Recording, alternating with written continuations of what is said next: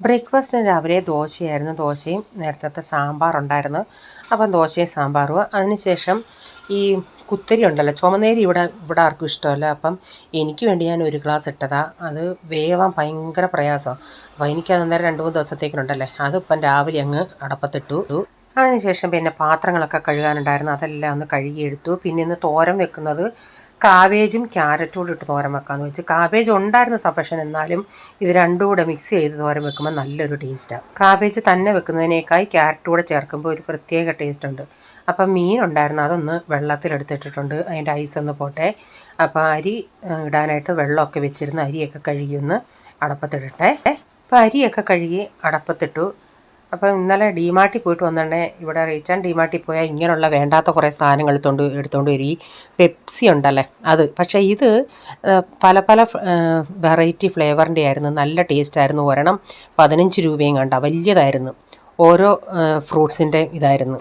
അതിൻ്റെ ഇടയ്ക്ക് ഉരുളൻകിഴങ്ങൊന്ന് ഉപ്പി പറ്റിച്ചായിരുന്നു. ഇച്ചിരി ഉപ്പും മഞ്ഞൾപ്പൊടി സ്വല്പം വെള്ളം ഒഴിച്ചൊന്ന് കുറച്ചൊന്ന് വേവിച്ചതിന് ശേഷം ഇങ്ങനെ പാൻ വെച്ചിട്ട്, ഇപ്പം കടായി വെച്ചിട്ട് അതിലേക്ക് വെളിച്ചെണ്ണ ഒഴിച്ച് മുളക് പൊടി ഇട്ട് അതൊന്നിട്ട് ഇടയ്ക്കിടയ്ക്കൊന്ന് ഇളക്കി കൊടുത്ത് അതൊന്ന് മൂപ്പിച്ചെടുക്കുന്നുണ്ട്. അപ്പോഴത്തേക്കിന് അതിന് ശേഷം മീനൊക്കെ ഒന്ന് വെട്ടിയെടുത്തിട്ടുണ്ട്. മീനൊക്കെ വെട്ടിയെടുത്തതിന് ശേഷം പിന്നെ തോരൻ വയ്ക്കാനായിട്ട് സവാളയൊക്കെ ഒന്ന് അരിഞ്ഞെടുത്തു. ചട്ടി വെച്ച് വെളിച്ചെണ്ണ ഒഴിച്ച് ഇത്തിരി കടുകിട്ട് പൊട്ടിച്ചിട്ട് കറിവേപ്പില ഇട്ടിട്ട് സവാള ഇട്ട് വഴറ്റി പിന്നെ തേങ്ങയും മഞ്ഞൾപ്പൊടി ഉപ്പും എല്ലാം ഇട്ടിട്ട് ഇത് ഇട്ട് കൊടുത്തിട്ടുണ്ട്. പിന്നെ ഇടയ്ക്കിടയ്ക്കൊന്ന് ഇളക്കി കൊടുത്താൽ മതി.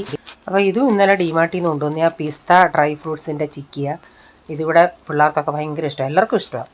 അപ്പം ഞാനിവിടെ മീൻകറി വെക്കാനായിട്ട് ചട്ടി വെച്ച് വെളിച്ചെണ്ണ ഒഴിച്ച് കടുക് ഉലുവ ഇട്ടിട്ട് അതിലേക്ക് കറിവേപ്പിലയും പൊട്ടിച്ചിട്ട് ഇഞ്ചി വെളുത്തുള്ളി വഴറ്റി അതിലേക്ക് പിന്നെ മഞ്ഞൾപ്പൊടിയും ഒരു 4 ടേബിൾ സ്പൂൺ കാശ്മീരി മുളക് പൊടിയും കൂടിയിട്ട് പിന്നെ അതൊന്ന് മൂത്ത് വന്നിട്ട് ആവശ്യത്തിനുള്ള വെള്ളം ഒഴിച്ച് പുളിവെള്ളവും ചേർത്തതിന് ശേഷം ഉലുവാപ്പൊടി ഇട്ട് പിന്നെ മീൻ പറക്കിയിട്ട് കൊടുക്കുന്നുണ്ട്. മീൻ ഞാൻ മുറിച്ചതൊന്നുമില്ല, അതുപോലെ മുഴുവനെ അങ്ങ് മുറിക്കാതെ ഇട്ട്, കാരണം അത് മുറിച്ചാൽ പിന്നെ ചെറിയ പീസായിരിക്കും. പിന്നെ ഞാൻ തല കൂട്ടുക, തലയ്ക്ക് നല്ല ടേസ്റ്റ് ഉണ്ടായിരുന്നു, അതുകൊണ്ടാണ് ഞാൻ തല കളയാഞ്ഞത്. എന്നിട്ട് വറക്കുന്നത് പോലെ നമ്മൾ വരയത്തില്ലേ, അതുപോലെ ഒന്ന് വരഞ്ഞിട്ടിട്ടുണ്ട്. അന്നേരം മസാലയൊക്കെ അതിൽ നന്നായി പിടിക്കും.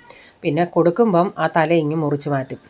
അപ്പോൾ മീൻകറി അവിടെ കിടന്ന് തിളക്കട്ടെ. അതിൻ്റെ ഇടയ്ക്ക് ഞാൻ ഇച്ചിരി തൈരൊക്കെ ഉടച്ചെടുത്തായിരുന്നു മോരുകറി വെക്കാനായിട്ട്. അപ്പോൾ ഇനി ലാസ്റ്റിൽ അതിൻ്റെ അകത്ത് ഇനിയും കടുകൂടെ വറുത്ത് ചേർത്താൽ മതി. അപ്പം നമ്മുടെ മോരുകറിയും റെഡി ആയിട്ടുണ്ട്. അപ്പോൾ ഉച്ചക്കത്തെ എല്ലാം റെഡിയായി. പിന്നെ തോരൻ ഞാൻ കുറച്ചെടുത്തങ്ങ് മാറ്റി. ഇപ്പോൾ ഇന്ന് ആവശ്യത്തിനുള്ളത് ഇവിടെ എടുത്ത് വെച്ചിട്ടുണ്ട്, തോരനും മോരുകറിയും മീൻകറിയും. അപ്പോൾ ഇന്നലത്തെ അച്ചാറിട്ടതിൻ്റെ പാത്രം ഇവിടെ ഇരിപ്പുണ്ട് വടിക്കാനായിട്ട്. നല്ല ടേസ്റ്റ്, അതിലിട്ട് ചോറിട്ട് വടിച്ച് തിന്നെ. അപ്പോൾ വീഡിയോയുടെ ഫുള്ളായിട്ടുള്ള വീഡിയോ ആർക്കെങ്കിലും കാണാൻ താല്പര്യമുണ്ടെങ്കിൽ ഞാൻ ബിജീസ് കിച്ചൻ ചാനൽ വ്ളോഗിൽ ഇട്ടിട്ടുണ്ട്. അപ്പോൾ ഇന്നത്തെ വീഡിയോയിലെ വിശേഷങ്ങൾ ഇതൊക്കെയായിരുന്നേ.